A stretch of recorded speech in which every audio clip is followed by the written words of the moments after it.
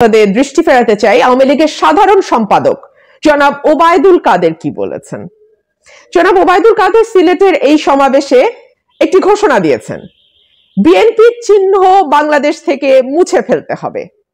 তিনি বিএনপির অপরাজনীতি নিয়ে কথা বলেছেন, তিনি বলেছেন বিএনপি জঙ্গিবাদের মদতদাতা, তিনি বলেছেন বিএনপি যে রাজনীতি করে সেটা আসলে দেশের মানুষের কল্যাণের রাজনীতি নয় এবং সে কারণে বিএনপির চিহ্ন বাংলাদেশের রাজনীতি থেকে, বাংলাদেশের মাঠ থেকে মুছে ফেলতে হবে। এই আশা তিনি করতেই পারেন, তিনি সরকারি দল করেন এবং তার প্রধান প্রতিপক্ষ হিসেবে বাংলাদেশ জাতীয়তাবাদী দলের নাম গন্ধ মুছে ফেলবার একটা আকাঙ্ক্ষা তার থাকতেই পারে। কিন্তু আসলে বাস্তবতা কি বলছে? আমি একটা কথা শুরু থেকেই এই ৭ তারিখের নাটক নিয়ে বলছিলাম যে ৭ তারিখে যেটি হতে যাচ্ছে সেটি আর যাই হোক নির্বাচন নয়, কিন্তু একই সাথে যেটি ভীষণ রকম অ্যালার্মিং, যেটি ভীষণ রকম মানে বাংলাদেশের মানুষের জন্য, বাংলাদেশের পুরো রাজনীতি শুধু নয়, বাংলাদেশের জনজীবনের জন্য হুমকি স্বরূপ, সেটি হচ্ছে আওয়ামী লীগ বনাম আওয়ামী লীগের যেই রেশারেশি, সন্ত্রাস, সহিংসতা শুরু হয়েছে একেবারে মাঠ পর্যায়ে, তৃণমূল পর্যায়ে আওয়ামী লীগের মনোনীত প্রার্থীর সঙ্গে আওয়ামী লীগের স্বতন্ত্র প্রার্থী, আওয়ামী লীগের সমর্থিত প্রার্থী, আওয়ামী লীগের ডামি প্রার্থীর কর্মী সমর্থকদের মধ্যে যেই ভীষণ রকম একটা সহিংস পরিবেশ তৈরি হয়েছে, সেটি ভোটের দিন আসতে আসতে অর্থাৎ ৭ই জানুয়ারি আসতে আসতে সেটি কোন দিকে গড়ায়, আওয়ামী লীগের আদৌ অস্তিত্ব থাকে কিনা, আওয়ামী লীগ আদৌ এই নাটকটি ৭ তারিখে মঞ্চস্থ করতে পারে কিনা, সেটি একটা বড় প্রশ্ন। পত্রিকার পাতা যদি আপনারা খোলেন অথবা অনলাইন নিউজের দিকে যদি আপনারা নজর দেন কিংবা গণমাধ্যম বা টেলিভিশনের খবরগুলো একটু দেখেন, আপনারা দেখবেন যে ৩০০ আসনের মধ্যে অলমোস্ট ৩০০ আসনেই যেখানে আওয়ামী লীগের দলীয় মনোনীত প্রার্থী এবং আওয়ামী লীগের স্বতন্ত্র প্রার্থী আছে, তার প্রত্যেকটা আসনে আওয়ামী লীগ বনাম আওয়ামী লীগের একটা রক্তক্ষয়ী সংঘর্ষ শুরু হয়েছে। আপনারা ইতিমধ্যেই হলফনামার মাধ্যমে দেখেছেন যে আওয়ামী লীগের যারা কর্মী, আওয়ামী লীগের যারা এমপি ছিলেন এই গত কয়েক মেয়াদে, তাদের সম্পদ ৫০০-৬০০ গুণ করে বেড়েছে। তারা সম্পদের যে ফিরিস্তি দিয়েছে সেটাও অদ্ভুত। ২০০ ভরি সোনা ৪০,০০০ টাকা, অথচ ১ ভরি সোনা এখন ১ লক্ষ টাকার ওপরে। তারা ফিরিস্তি দিয়েছেন ১০ কাঠা প্লট ৭০,০০০ টাকা সেটার দাম। আমি জাস্ট বলছি আর কি এক্সাম্পল হিসেবে, এরকমই এই ধরনের সংখ্যাই তারা দেখিয়েছেন। অদ্ভুত, অবিশ্বাস্য শায়েস্তা খাঁর আমলের সংখ্যা তারা দেখিয়েছেন। সুতরাং এটুকু বুঝতে বাকি থাকে না যে তাদের হলফনামায় অন্তত যেটুকু তথ্য তারা দিয়েছেন, হলফনামায়ও যে তাদের পুরো সম্পত্তির বিবরণ তারা দিয়েছেন না, তেমনটি না, একেবারেই না, কিন্তু যেটুকু দিয়েছেন সেটাও একেবারেই গোজামিলে ভরপুর।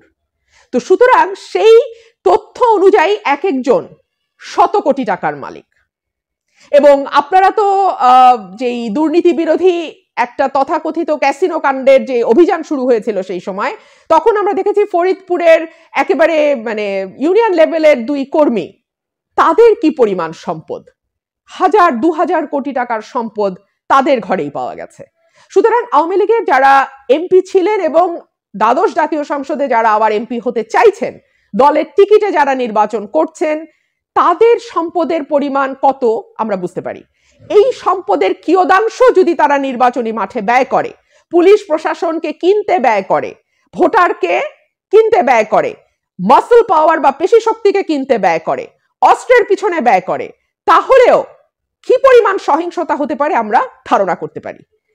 উল্টো দিকে যারা স্বতন্ত্র প্রার্থী হয়েছেন তারাও কিন্তু আওয়ামী লীগেরই কর্মী, আওয়ামী লীগেরই নেতা, তাদের ঘরেও যে সম্পদের পরিমাণ কম আছে চিন্তা করার কোনো কারণ নাই।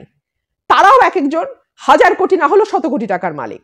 তাদের সাথেও প্রশাসনের খুব ভালো কানেকশন আছে, তাদের সঙ্গেও পুলিশ এবং অন্যান্য যেই ওসিডিসি যারা আছে, যারা নির্বাচনে কর্মকর্তা হিসেবে কাজ করবে, প্রশাসনের কর্মকর্তা, তাদের সঙ্গেও এই স্বতন্ত্র প্রার্থী যারা আওয়ামী লীগের বিভিন্ন পর্যায়ের নেতা, তাদের সঙ্গে খাতির কম না।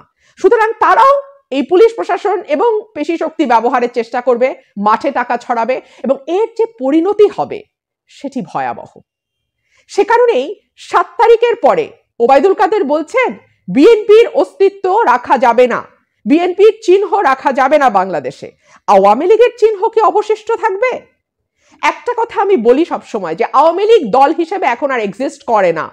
আওয়ামী লীগ কোনো রাজনৈতিক দল নয়।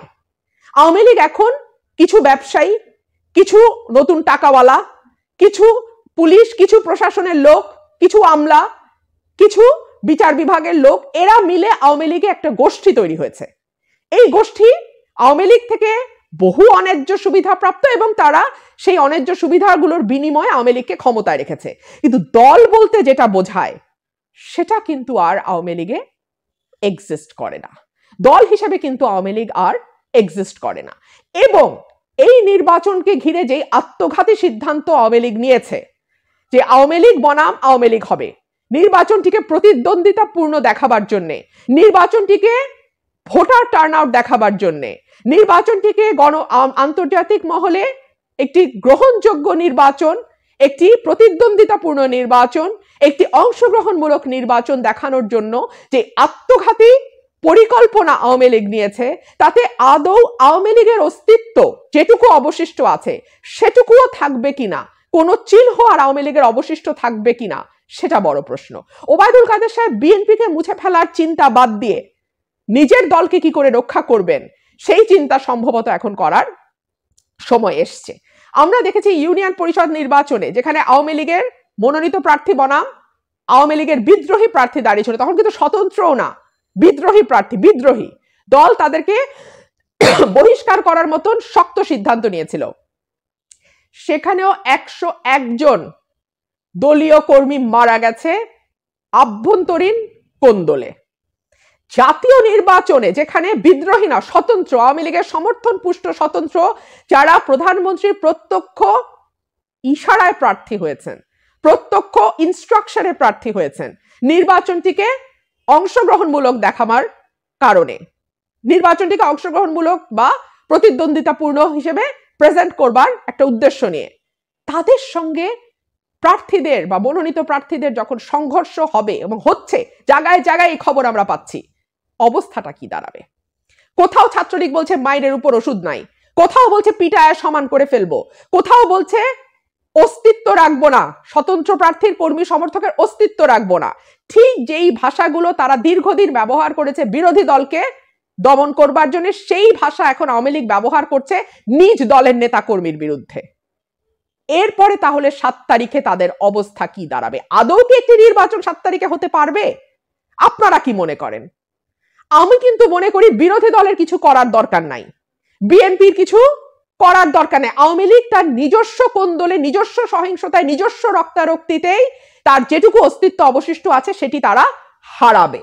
আজকে টিবিএস নিউজে একটা খবর ছাপা হয়েছে, সেই খবরের হেডলাইনটা হচ্ছে যে আওয়ামী লীগ কি ভুল করলো কিনা, এই যে স্বতন্ত্র প্রার্থী তারা দিয়েছে, এই স্বতন্ত্র প্রার্থী দেওয়ার সিদ্ধান্ত আসলে কতটুকু সঠিক। এই হেডলাইন হচ্ছে আওয়ামী লীগের স্বতন্ত্র প্রার্থী কৌশল কি হিতে বিপরীত হলো। এই খবরটির ভেতরে তারা দীর্ঘভাবে বর্ণনা করেছে যে কিভাবে বিভিন্ন জায়গায় আওয়ামী লীগ বনাম আওয়ামী লীগের সহিংসতা হচ্ছে।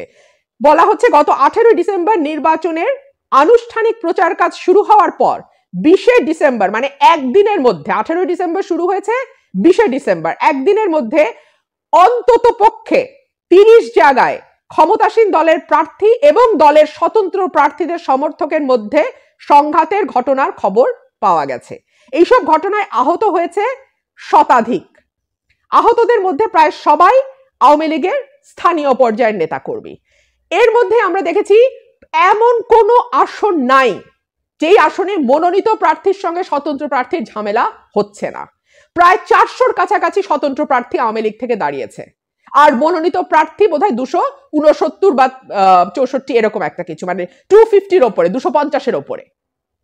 সেই জায়গাগুলোতে কি পরিমাণ রক্তক্ষয়ী সংঘর্ষ হবে আপনারা একটু চিন্তা করেন। ওবায়দুল কাদের যে বিএনপির অস্তিত্বের কথা বলছেন, এই সংঘর্ষ সহিংসতা মোকাবেলা করে 7 তারিখ পর্যন্ত আওয়ামী লীগ আদৌ টিকতে পারবে কিনা, 7 তারিখে আদৌ একটি নাটক হলে নাটক যেটাই বলেন সেটি হতে পারবে কিনা, সেটা প্রশ্ন। সাধারণ সম্পাদকের বরং সেদিকে নজর দেওয়া উচিত। এবং এই সংঘর্ষ তারা ভেবেছিল, বা এই সংঘাত তারা হয়তো ভেবেছিল শুধুমাত্র জাতীয় পার্টির সাথে স্বতন্ত্রের হবে, কিংবা আওয়ামী লীগের জোটের সাথে স্বতন্ত্রের হবে। না, এটা এখন আওয়ামী লীগ বনাম আওয়ামী লীগ। আওয়ামী লীগের কেউ কাউকে এক চুল ছাড় দিতে রাজি না, এবং রাজি না হওয়ার যথেষ্ট কারণও আছে। এমপি মানেই আপনার সম্পত্তি কয়েক হাজার গুণে বৃদ্ধি পাবে। এমপি মানেই আপনি আগে ধার কর্জ করে চলতেন, ধারের টাকা দিয়ে মনোনয়ন পত্র হয়তো কিনে জমা দিয়েছেন, সেই আপনি এখন কয়েকশো কোটি টাকার মালিক। ডিক্লেয়ার্ড কয়েকশো কোটি টাকা, আনডিক্লেয়ার্ড কত আল্লাহ জানে। তো এই সুযোগ তো কেউ আসলে ছাড়বে না। সুতরাং মরণপণ রক্তক্ষয়ী একটা অবস্থা তৈরি হবে, এবং ঘরে ঘরে অস্ত্র, অবৈধ অস্ত্র, তার ব্যবহার, কর্মী সমর্থকের নামে গুন্ডা পোষা, এটি কিন্তু মনোনীত প্রার্থী এবং স্বতন্ত্র প্রার্থী কেউই কারোর চেয়ে কম না। সুতরাং এটি আসলেই একটি হাড্ডাহাড্ডি মাংস, মানে একটা মাংসের টুকরা দেখলে দুই কুকুর যেভাবে কামড়া কামড়ি করে ছিঁড়ে খায়, সেরকম অবস্থা তৈরি হবে, এবং শুরুও হয়ে গেছে সেই অবস্থা। সেখানে বিএনপির চিহ্ন মোছার চিন্তা না করে নিজেদের চিহ্ন কিভাবে রাখবেন সেটা বরং চিন্তা করেন।